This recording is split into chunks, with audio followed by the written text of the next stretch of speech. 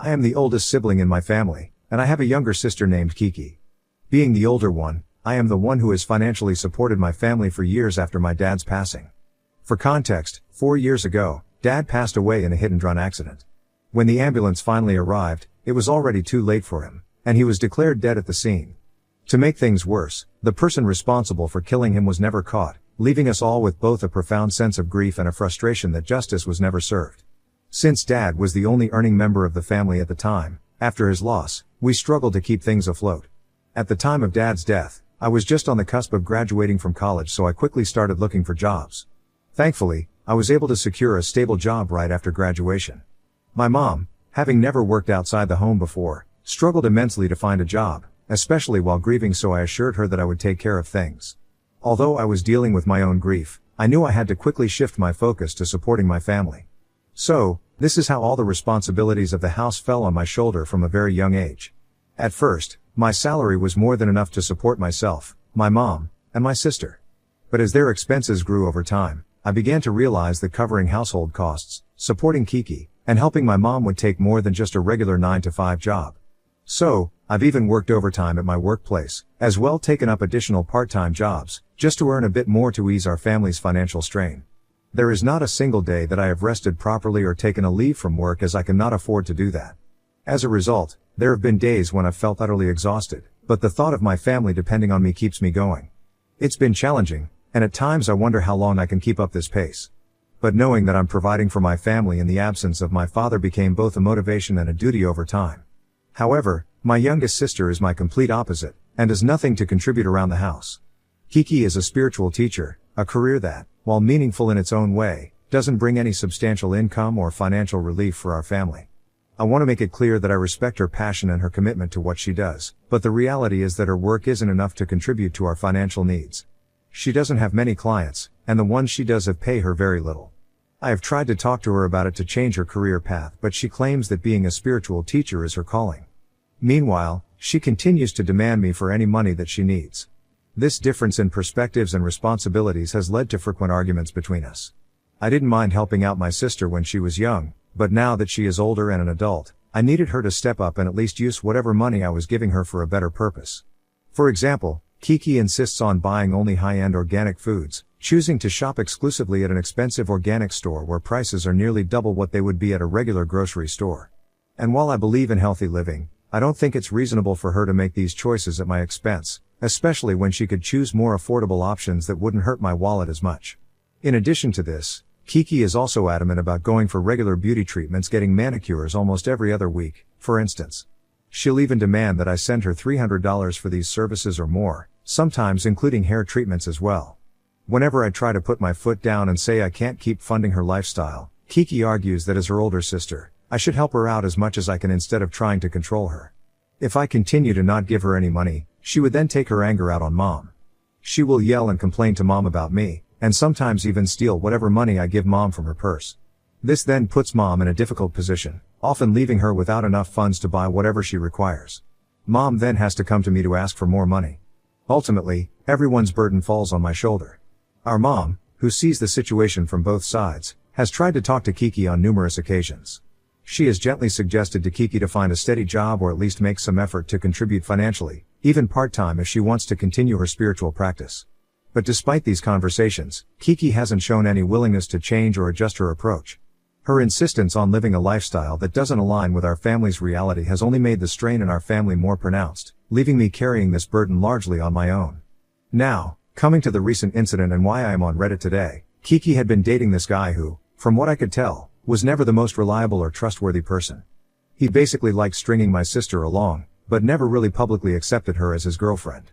He also regularly hung out with a lot of other females behind Kiki's back. Eventually, my sister caught him red-handed with one of his so-called friends. When she confronted him, he argued that he had done nothing wrong and refused to apologize. As a result, their argument became intense, and before long, things got physical. Kiki, feeling deeply hurt and betrayed, ended up punching him in the face and even threw several of his items around the room. She threatened to harm him further and any other girl he was involved with. Things spiraled out of control to the point that the neighbors heard the commotion and called the police. When the officers arrived, they saw that Kiki had been the one who'd lashed out physically, And because of the damage she'd caused and her physical assault on him, she was arrested.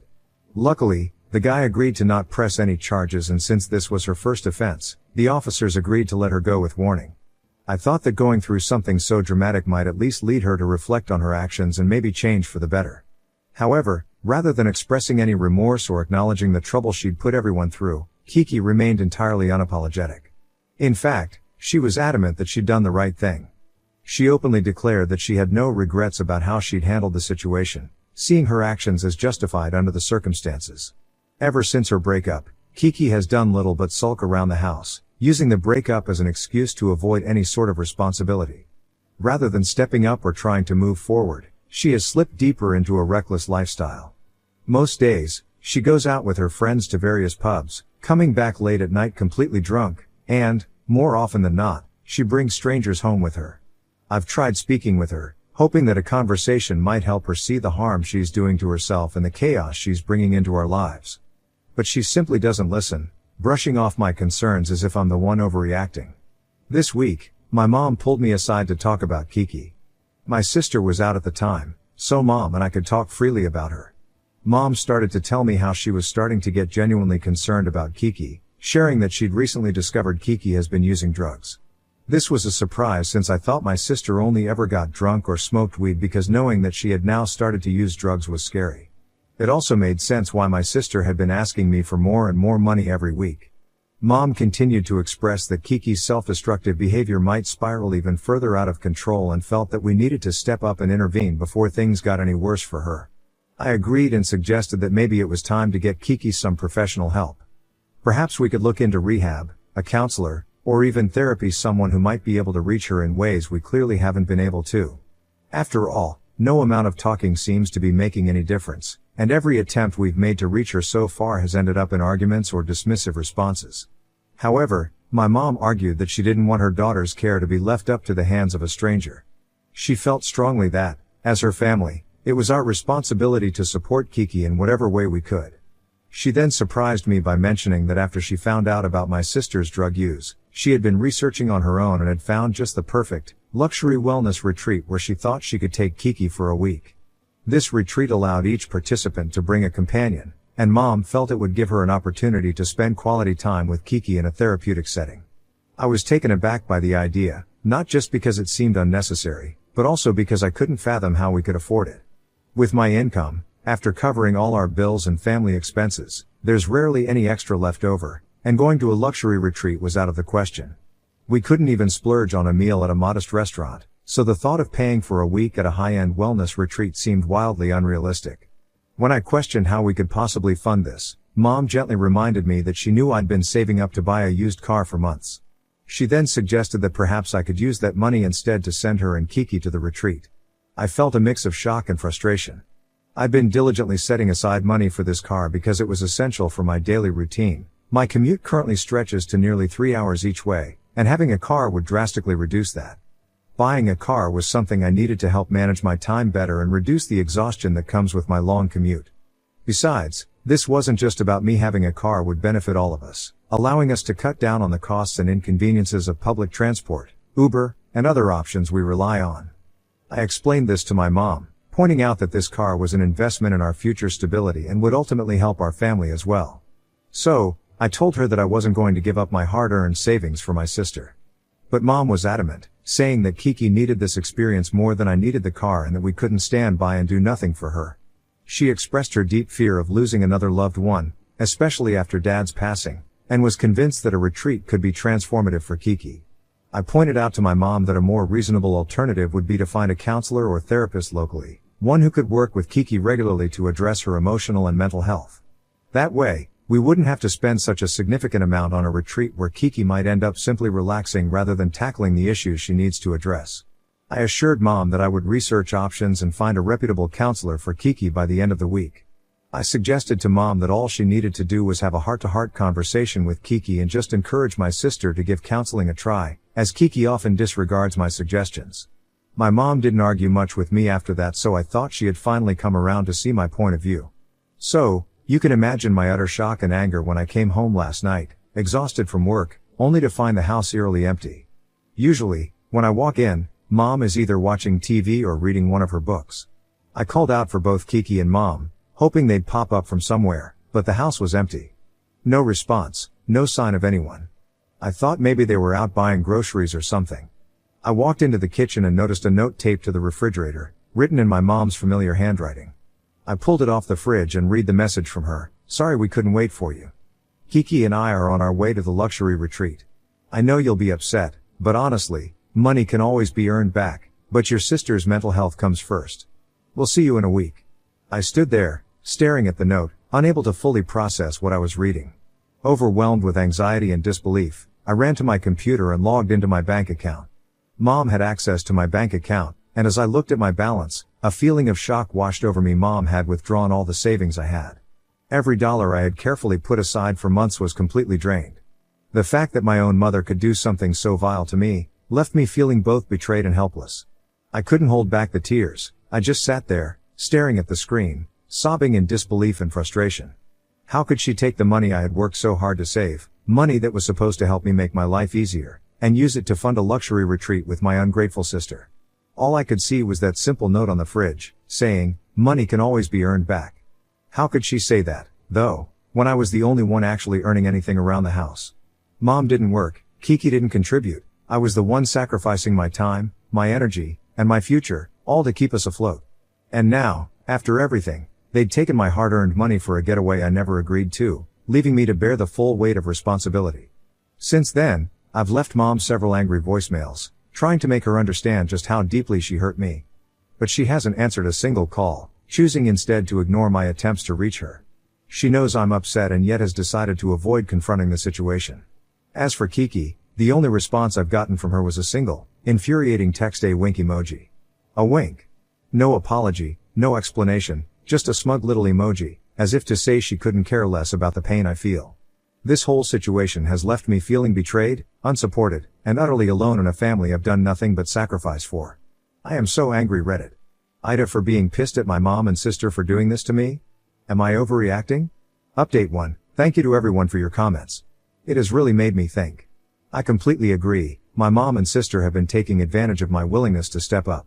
Please let me explain. When Dad passed away, I was devastated. In that grief, I felt this immense responsibility to take care of our family. I was the only one who had a job, and somehow, I convinced myself that it was my duty to make sure we were okay financially, even if it meant taking on more than my fair share. It was almost as if I believed that providing for them would somehow fill the void that Dad's absence left. At the time, I was so focused on keeping us all afloat that I didn't notice how little effort they were putting in to support me, or themselves. But now, after everything that's happened, it's become painfully clear that things have gone way too far. Losing my savings like this has been a real wake-up call, and it's made me realize that I have been taken for granted. Mom and Kiki seem to assume I'll always be there to pick up the pieces, but what about my own life? I'm working myself to the bone, while they continue to live without contributing financially or even showing gratitude for my sacrifices. To everyone telling me to report my mom to the police, I don't want to do that. As much as I am angry and disappointed in her, I don't want her to end up in jail. Instead, I've decided to give her an even harsher consequence by moving out of the house. I could have done this years ago, but I stayed with Mom and Kiki all these years because I felt they needed me. If I weren't shouldering the burden of their expenses, I could actually have a stable, financially secure life. I could use my money to live comfortably, maybe even invest in things I enjoy or build a future for myself. It's hard to admit, but I'm starting to realize that my loyalty to my family has cost me my own happiness. I have a lot to think about for tonight. Update 2. It's been a week since my last update. Thanks to all of your strong suggestions and support. The first thing I did was begin packing up my things from around the house. I made a point of gathering everything I had bought over the years: kitchen appliances, dishes, home decor, and the countless other items that I had purchased to make our home functional and comfortable. I then reached out to a close friend, who graciously offered to let me stay with her temporarily while I searched for an apartment of my own. I made sure to leave long before Mom and Kiki returned, leaving not a single note or explanation behind. I knew any conversation about my departure would fall on deaf ears, and I wanted them to truly feel the weight of my absence without any warning. Sure enough, the moment they arrived back and found the house stripped of everything I'd ever contributed, they began calling me repeatedly. My phone was soon flooded with voicemails from Mom, asking where I was and what had happened to all the things in the house. The irony was almost laughable. Only now, when they were faced with an empty house and no one to rely on, did they start reaching out in desperation. Now, they were the ones left without answers. After letting them stew for a few hours, I called Mom back. When she picked up, she told me that she had me on speakerphone, and Kiki was next to her. Both of them wanted to know why I had disappeared. Mom told me she knew I was upset about her taking my money and tried to justify it by saying that Kiki was feeling much better after her mini vacation. She insisted that I shouldn't still be upset about it. I just kept my composure and informed Mom that I had moved out for good and now they were on their own. Immediately, Mom and Kiki demanded to know why I had done something like this. Mom started to say that I should have talked with her before leaving the house like that. I reminded her that she and Kiki had gone behind my back, taken every cent of my savings without so much as a heads up, and spent it on themselves, without even waiting for the chance to talk it over with me. They had ignored my calls all week, avoiding any attempt at accountability until now when they'd returned to find themselves without my financial support. I told them that I was done supporting them. They had made their choices, and now they could handle the consequences. If they truly wanted to be on their own, they were welcome to it. I wasn't coming back. That was when Mom began pleading, saying that I couldn't just leave them like this and that she was now willing to sit down and talk things over with me. But Kiki, still in the background, was shouting louder than ever, demanding to know why I was punishing them by starving them and leaving them behind when all they had done was just take a well-deserved break. She even accused me of being selfish. Mom argued that half the kitchen appliances were gone and that there was barely any food left in the house. She tried to guilt me, saying while she understood my frustration, she was frustrated with my overreaction. She said that I was throwing a tantrum for no reason and urged me to calm down and come back home. But for the first time, I felt no pull of guilt, no desire to smooth things over or run back to fix everything. Instead, I knew I was done and that realization felt freeing. This was no tantrum, it was me finally standing up for myself, setting boundaries that had been overlooked for far too long. When Mom suggested that if I returned, she would never make the same mistake again, I simply laughed at her. I told her, flat out, that I couldn't care less if she ever did something like this again. I had already taken steps to protect myself. I had removed her access to my bank account. I also wasn't going to send them any more money or bail them out. They were on their own now. I told her they still had the house Dad paid for, and if they really wanted to stay afloat, they needed to find jobs immediately and start taking responsibility. Kiki, of course, screamed and demanded to know what they were supposed to do in the meantime, how they were going to survive without food and no money. Mom, angry and desperate, started yelling at me too, calling me selfish and stubborn-headed. But I wasn't fazed. I'd heard all the guilt trips before. I simply ignored their screaming and ended the call, blocking both of them from contacting me again. I can't lie, it felt incredibly satisfying. After all those years of putting myself second and giving everything for them, I was finally standing up for myself. I know this will be a tough lesson for them, but they need to understand the consequences of exploiting me and taking advantage of my hard work. Since that conversation, there's been no contact from my family, mainly because I have blocked them from my contacts and social media also. For the first time in a long time, I'm living my life on my own terms, and it feels like a weight has been lifted. Update 3. For everyone who's worried about my mom or sister showing up at my job, don't worry. I've already informed my boss about the situation, and a few of my colleagues are aware of how crazy and irrational both my mom and sister are. It's safe to say that everyone has been very sympathetic and supportive about what I've been through. If Kiki does show up at my workplace to harass me, well, it would only give me a reason to file a police complaint against her. That definitely wouldn't be good for her record, so I sincerely hope for her sake that she doesn't cross that line. As for how my mom and Kiki are going to survive with no food or money, honestly, I don't know, and at this point, I really don't care. Perhaps there's still a bit of the money they took from me left, after all their spending on the retreat, or maybe they'll find a way to make do. They're adults, and they have a house, so it's not like they're completely without resources. Maybe they'll manage to find jobs soon or even reach out to other family members for help. At this point, I'm done being the one to pick up the pieces for them. I've spent years looking after them, sacrificing my own well-being. This is their turn to figure things out on their own. I've made my choice, and I'm moving forward with my life. Update 4. Wow, it's been 6 months since my last update.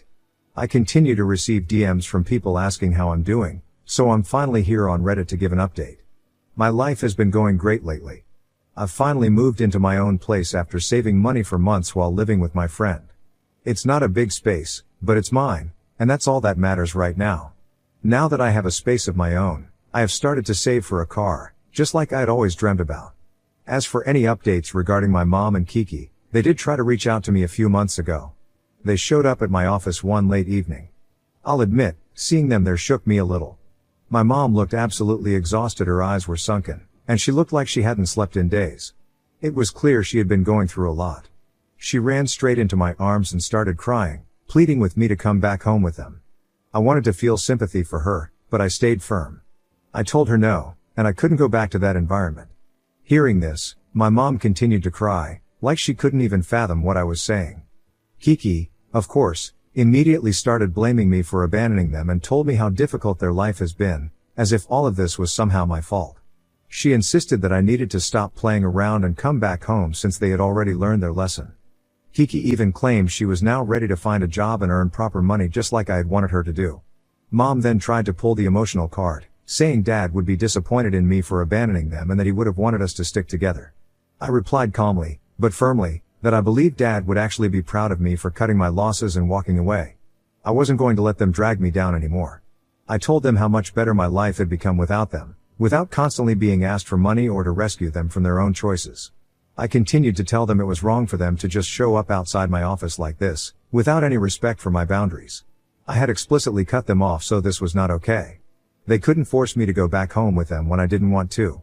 I warned them that if they did something like this again, I would call the cops. I wasn't going to let them manipulate me back into a situation where I was being taken for granted. In the end, she and Mom left begrudgingly. But even while going, Kiki begged me to give her a few $100s for the last time, but I refused. That was the last time I saw them in person. After that encounter, there's been no further contact from them. Since then, I've heard through a few friends from my old neighborhood that Kiki still hasn't found a proper job, while Mom is the one working at a local diner and bringing in all the money. It breaks my heart honestly that my sister is so cruel to make our poor mother work for her. Also, Kiki has made her current boyfriend move in with them. Apparently this guy does have a job and isn't exactly like a freeloader, so I guess he's helping out with things. If he's providing support, at least they have some stability now. Anyway, this will be my final update about my family. I've put in a lot of effort to heal and move forward after leaving home, so I'm going to choose to not discuss about them any further.